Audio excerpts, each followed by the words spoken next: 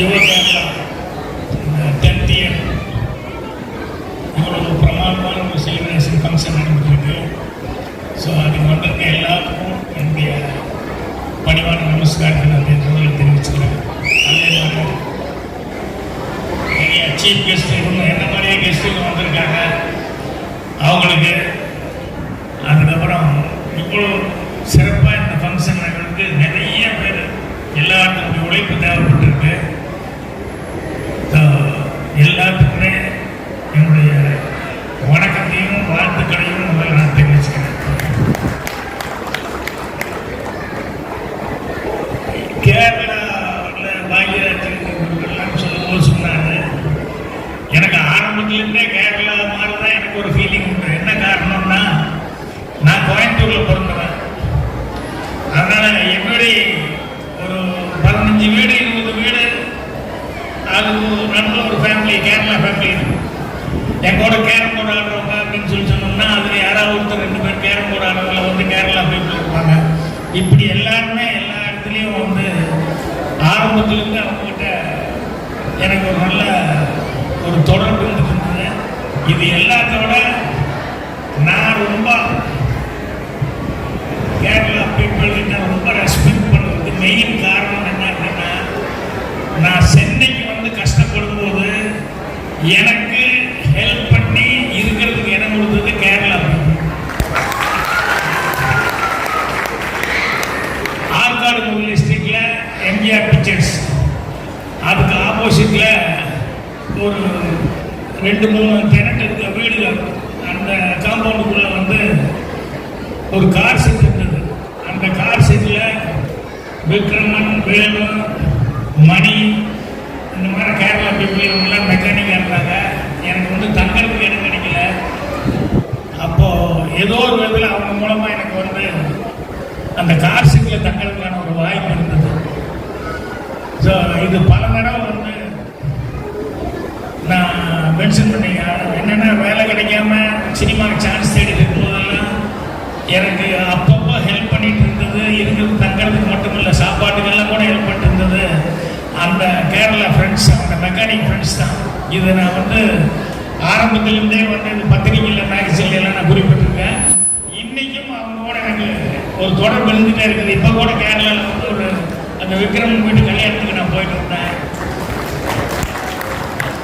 அந்த மாதிரி எல்லாத்துக்கிட்டையும் எனக்கு ஒரு கனெக்ஷன் இருந்துகிட்டே இருக்கு.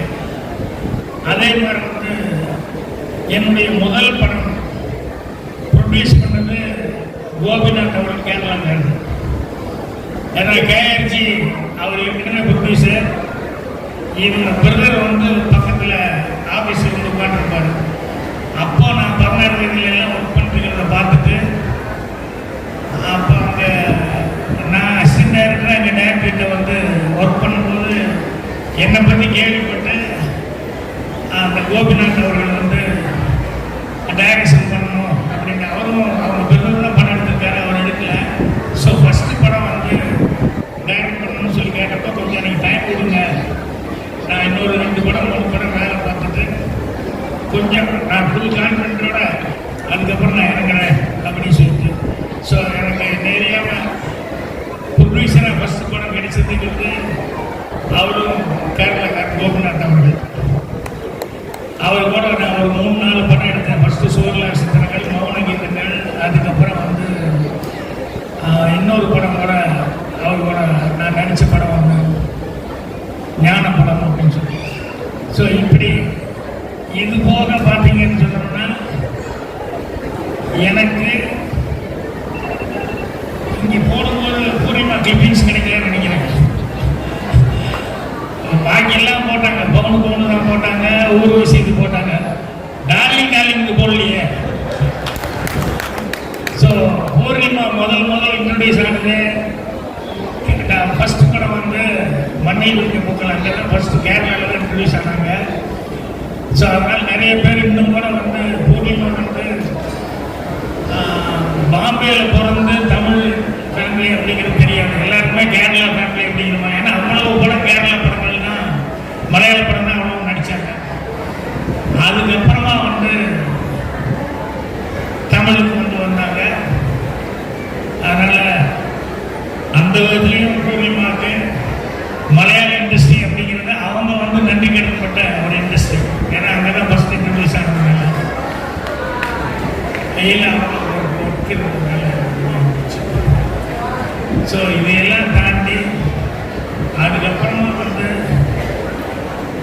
எனக்கு தமிழ்நாடு சீஃப் மினிஸ்டராக இருந்தவர் புரட்சித் தலைவர் எம்ஜிஆர் அவர்கள்.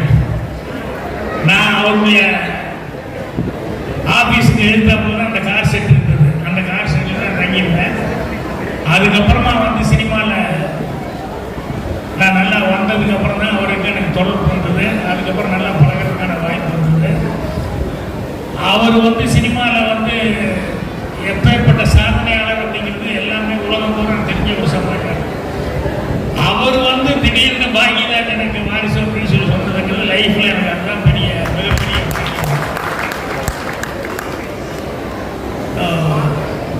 அண்டையல் நாட்டில் நடிக்கும்போது விஸ்வநாதனை பார்த்து நான் பேட்டியிலெல்லாம் சொல்லியிருக்கேன். அவர் அந்த பிரசாத் அவர் கூட தமிழிஸ்ட் இவன் கம்போசிங் அப்போ விஸ்வநாதன் இந்த கோவம் வரும்போது டக்குன்னு தெரியாமல் தாய் பாஷை வந்தது. அதுக்கு மலையாளத்தில் திட்டுவார். அவனுக்கு தாய் பாஷை அந்த தபலா அவர் வாசிக்கிறார். அவருக்கு தாய் பாஷை தெலுங்கு. இவர் மலையாளத்தில் திட்ட அவர் தெலுங்கில் திட்ட 2 பேருக்குள்ள சண்டை வரும். இதை பார்த்து தான் அந்த நாட்கள்லேயே அந்த ஹீரோ பாலக்காட்டு மாறணுங்கிறது நான் வந்து ஃபிக்ஸ் பண்ணுறேன். ஸோ லைஃப்பில் சினிமாங்கிறது வந்து நம்ம நேரில் பார்க்கறது அப்சர்வ் பண்ணிகிட்டே இருந்தோம்னு சொன்னோம்னா அதில் நிறையா வந்து நமக்கு லைஃப்ங்கிறதே சினிமாவில் தான் வருது அப்படிங்கிறது. ஸோ அதனால் இன்னைக்கு வந்து இங்கே வந்து இந்த ஃபங்க்ஷனில் கலந்துக்கிறது எனக்கு ரொம்ப ரொம்ப சந்தோஷமாக இருக்குது. அதே மாதிரி எனக்கு இங்கே கம்மியாக தான் இருக்காங்க. அதனால் கேரளா பீப்புள் மொத்த பேர்த்தையும் பார்க்குற அளவுக்கு எனக்கு ரொம்ப சந்தோஷமாக இருக்குது. ஸோ பூர்ணிமாவும் என்னுடைய நானும் ரொம்ப எல்லாத்தையும் விசாரிச்சுன்னு சொல்லுங்கள். நான் வர முடியல, ஆனால் எல்லாத்துக்கிட்டையும் சொல்லுங்கள், என்னுடைய நன்றியும் சொல்லுங்கள் அப்படின்னு சொல்லி சொன்னாங்க. ஸோ அவங்க சார்பாகவும் என்னுடைய மனமார்ந்த நன்றியை தெரிவிச்சுக்கிறேன். அதே மாதிரி இங்கே இந்த ஃபங்க்ஷன் வந்து எல்லோரும் இவ்வளோ தூரம் கஷ்டப்பட்டு செலிப்ரேட் பண்ணியிருக்கீங்க. இந்த பெனிமிக்ஸ் அப்புறம் கோகுலம் டூர்ஸ் இந்த மாதிரி நிறைய பேர் வந்து ஸ்பான்சர் பண்ணி ரொம்ப இவ்வளோ கிராண்டாக நடக்குதுன்னா இந்த ஸ்பான்சர்ஸ் ரொம்ப முக்கியம். ஸோ எல்லா ஸ்பான்சர்களுக்கும் என்னுடைய மனமார்ந்த நன்றியை வந்து நான் தெரிவிச்சுக்கிறேன். இவ்வளோ நல்ல ஃபங்க்ஷனில் எனக்கு வாய்ப்பு கிடைச்சது அப்படிங்கிறது நான் கேஷுவலாக தான் நம்ம வீர் முகமது அவர்களோட பார்த்தா வந்து பார்த்தாங்க. பார்த்துட்டு இந்த மாதிரி ஒரு ஃபங்க்ஷன் இருக்குது வாங்க அப்படின்னு சொல்லி சொன்னாங்க.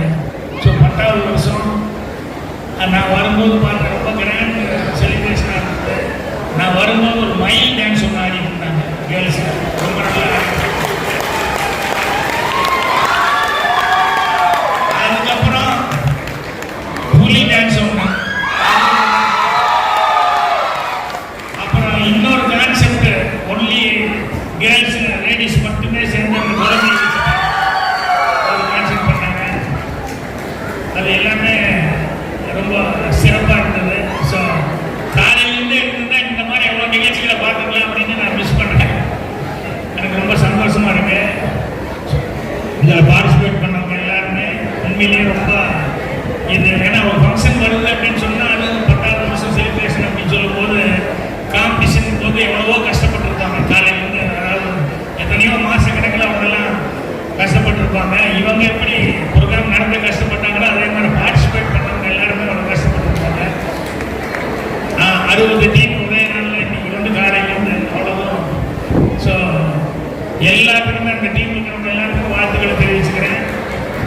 இதில் வின்னர்ஸ் மட்டுமே பாராட்டப்படுறவங்க இல்லை, வின்னர்ஸ் இல்லாதவங்களும் ரொம்ப பாராட்டப்பட வேண்டிய என்னன்னா அவங்க முயற்சி பண்ணியிருக்காங்க. அது பெரிய முக்கியமான சமாச்சாரம். நான் உண்மை சொல்லுவேன், தோல்வி அப்படின்னு சொன்னா தோல்வியில் வந்து நம்மளை பார்த்து மற்றவங்க செய்வாங்க. அதை நீ கவலைப்படாத, நீயே தோல்வி இருந்து சந்தோஷப்பட்டுக்கோ அப்படிப்பேன். ஏன்னா தோல்விக்கான ஒரு ரூட்டு நமக்கு தெரிஞ்சிருச்சு இல்லையா. ஸோ அடுத்த வந்து தப்பு பண்ண மாட்டோம் இல்லையா, அந்த மாதிரி சொல்லுவோம்.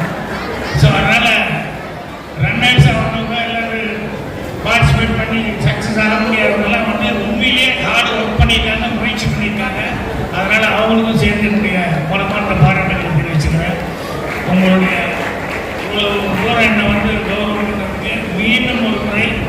டோட்டல் கேரளா இப்போ எல்லாருக்குமே என்னுடைய மனமாக என் குடும்பம் சார்பாக. ஏன்னா இப்போ என் பையன் கூட வந்து ஒரு மலையாளம் தமிழ் தான் நினைக்கிறேன். கோயம்புத்தூர் எடுத்துருக்காங்க ஷூட்டிங்கு. அது ஒரு ஷூட்டிங் நடத்துறாங்க.